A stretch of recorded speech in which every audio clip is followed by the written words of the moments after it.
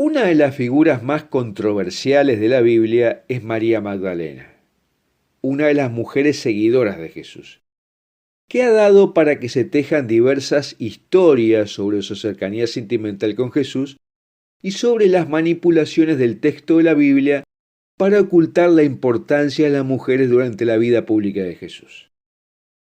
Es un tema que los biblistas han estudiado bastante desde los primeros cristianos, porque fue una figura relevante en ese tiempo, ya que acompañó a Jesús en sus recorridos por Tierra Santa, estuvo presente en su crucifixión y muerte y ayudó en su sepultura. Fue la que encontró el sepulcro vacío y la primera que consigna las Escrituras que vio al resucitado. Pero luego de ahí su historia parece que se desvanece. Aquí hablaremos sobre lo que se sabe de esta discípula de Jesús, qué sucedió con ella luego de la resurrección, cómo y dónde terminaron sus días y cuáles son las leyendas que se tejieron sobre ella.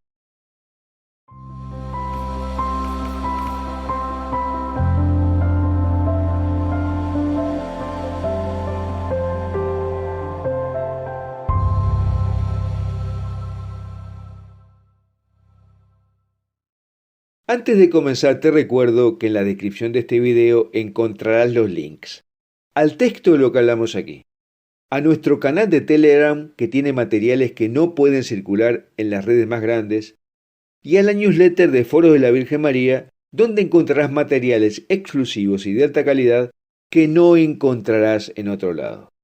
Y te recomendamos suscribirte a este canal de YouTube haciendo clic en la campanita que dice todas, le des un me gusta a este video y lo compartas con tus amigos. Ahora, María Magdalena ha sido sin duda una figura controvertida, con numerosos relatos y mitos alrededor de ella, algunos muy politizados. Es mencionada en el Nuevo Testamento, al igual que en varios evangelios apócrifos, como una de las discípulas más distinguidas de Jesús. Pero también es una de las figuras más enigmáticas de la Biblia. La Iglesia Católica, la Ortodoxa y la Comunión Anglicana la consideran santa y celebran su festividad el 22 de julio. ¿Y qué es lo que sabemos acerca de María Magdalena por la Biblia? María Magdalena era parte del círculo íntimo de Jesús. Lo acompañaba durante sus prédicas y él la amaba profundamente. Estuvo presente durante la crucifixión de Jesús y cuando su cuerpo fue puesto en la sepultura provista por José de Arimatea. Fue el primer testigo de la resurrección y ella llevó la buena noticia a los apóstoles el día de Pascua. En Juan 20 se relata que luego que salió de la sepultura de Jesús, se topó con él. Y él le preguntó, ¿por qué lloras? Y ella le pidió que le dijera dónde estaba el crucificado, confundiéndolo con el hortelano. Y es cuando Jesús la llama por su nombre, María. Y ella lo reconoce y le dice Raboní, que significa maestro. María Magdalena posiblemente tuviera dinero, como las otras mujeres que seguían a Jesús y lo patrocinaban. De acuerdo con el Evangelio de Lucas, ella alojó y proveyó materialmente a Jesús y sus discípulos durante su predicación en Galilea. Había sido curada por el mismo Jesús, tal como se consigna en Lucas 8. Le acompañaban los 12 y algunas mujeres que habían sido curadas de enfermedad y espíritus malignos. María, llamada Magdalena, de la cual habían salido 7 demonios, lo cual es confirmado por Marcos 16. María Magdalena habría sido originaria de la pequeña ciudad de Magdala, a orillas del lago de Genesaret, entre las ciudades de Cafarnaún y Tiberíades. Y ya en el año 591, el Papa San Gregorio Magno diría, ella, a la cual Lucas llama la mujer pecadora, a la cual Juan llama María de Betania, nosotros creemos que es María Magdalena, de quien fueron expulsados 7 demonios según Marcos. O sea, que María Magdalena sería la misma que aparece en 3 partes de los evangelios. Primero, identificada como María Magdalena, de quien Jesús expulsó 7 espíritus malignos. También como la mujer penitente anónima que unge con perfumes los pies de Jesús y los enjuga con sus cabellos, antes de su llegada a Jerusalén, mencionada en Lucas 7. Y como María de Betania, la hermana de Marta y Lázaro, mencionada en Lucas 10, que también había ungido con perfume los pies de Jesús y secado con sus cabellos.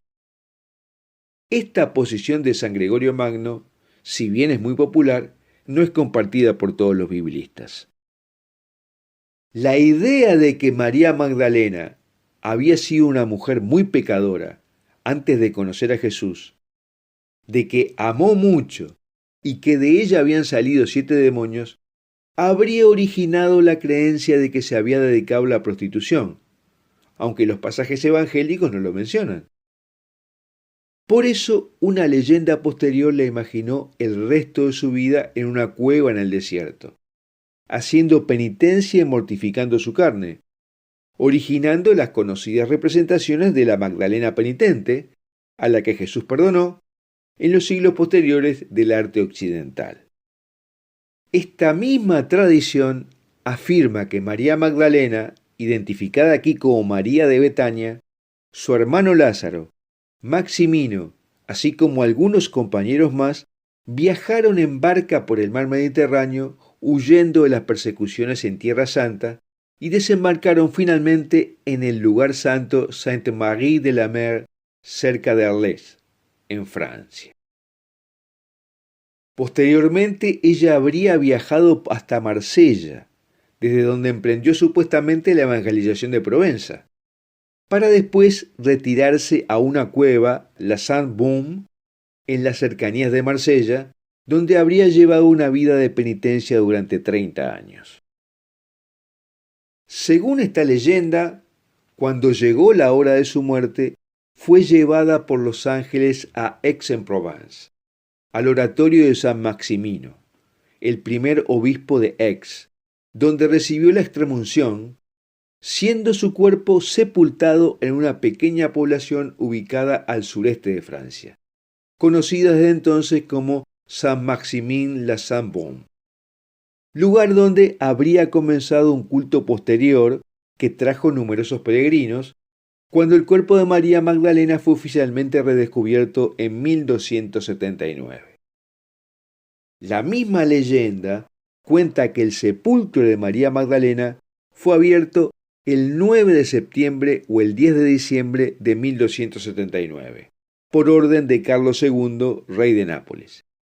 Y según relatarían los presentes, durante la exhumación de sus restos mortales, todos habrían sido testigos del maravilloso olor a rosas y perfume que desprendía el ataúd abierto. En el interior del mismo se encontraron los restos prácticamente intactos de la supuesta María Magdalena, a excepción de la mandíbula, que había sido exhumada siglos antes para ser llevada a Roma, y la parte superior de una de sus piernas. También se encontró una tablilla de madera recubierta de cera con una inscripción en latín: «Aquí reposa el cuerpo bendito de María Magdalena». En la tumba también fue hallada la Santa Ampolla, una esfera de vidrio que contenía tierra empapada con la sangre de Jesús, recogida a los pies de la cruz por la propia María Magdalena, que luego desapareció. Además había un diminuto trozo de piel pegado a la calavera, que sería concretamente la zona donde Jesús habría tocado a María Magdalena tras su resurrección, que fue llamado por los obispos presentes en la exhumación «No me toques», en referencia a las palabras pronunciadas por Jesucristo tras aparecerse a María Magdalena. El supuesto cráneo de María Magdalena y el «No me toques» fueron puestos en un relicario de oro que consiste en una máscara de cristal ataviada con una melena dorada y custodiada simbólicamente por esculturas de ángeles también en oro. Y descansa la mayor parte del tiempo en la cripta de la Basílica Sainte-Marie-Madeleine, la basílica gótica ubicada en el pequeño pueblo de Saint-Maximin en la Sainte-Bonne. Esta y otras reliquias de María Magdalena son sacadas en procesión cada 22 de julio. El relicario de oro pesa aproximadamente 400 kilos. Lo llevan 8 hombres desde la basílica en una procesión a la luz de las velas con canciones y oraciones. Y en base a ese cráneo, el médico francés Philippe Charlier ha realizado en 2017 la reconstrucción forense del rostro de María Magdalena, que es el que mostramos en el video. Sin embargo, hay otra tradición, que afirma que después de la resurrección de Cristo, María Magdalena probablemente haya quedado con los apóstoles en oración y haya sido parte de las primeras comunidades cristianas. También dice la tradición que partió de Jerusalén a predicar en Italia y especialmente Roma. Predicaba específicamente: he visto al Señor. Y relata la tradición que visitó al emperador Tiberio y le proclamó la resurrección de Jesucristo. Y en esa oportunidad le llevó un huevo rojo como símbolo de tal resurrección, naciendo así la costumbre de darse huevos pascuales el día de la resurrección. También le proclamó a Tiberio que Jesús era un hombre santo que hacía milagros, porque era poderoso ante Dios, y que había sido ejecutado por orden del procurador Poncio Pilato por instigación de los sumos sacerdotes judíos. María Magdalena conoció a San Pablo en Roma y trabajó con él un par de años. Y ya entrada en años se habría mudado a Éfeso, donde siguió trabajando incesantemente junto al apóstol Juan. Allí terminó su vida terrenal y fue sepultada. Se dice que en el siglo IX sus reliquias fueron transferidas a Constantinopla y colocadas en la iglesia de San Lázaro.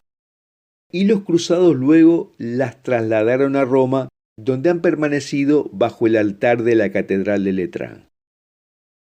Sin embargo, hay una historia paralela que cuentan los gnósticos, las feministas y los enemigos de la Iglesia, que afirma que Jesús y María Magdalena eran pareja y tuvieron un par de hijos, que habrían dado inicio a la dinastía merovingia. Se basan en textos apócrifos, como por ejemplo el Evangelio de Felipe, y tratan de demostrar que la Biblia ocultó todo esto para privilegiar una visión machista del mundo. Sin embargo, no existen corrientes académicas mínimamente importantes de estudiosos de la Biblia y del cristianismo que apoyen esta historia, y hoy se circunscribe básicamente a personas que siguen a la New Age. Bueno, hasta aquí lo que queríamos hablar sobre lo que se sabe de María Magdalena y sobre las leyendas que existen sobre ella. Y me gustaría preguntarte, ¿qué ideas tenías sobre María Magdalena antes de ver este video?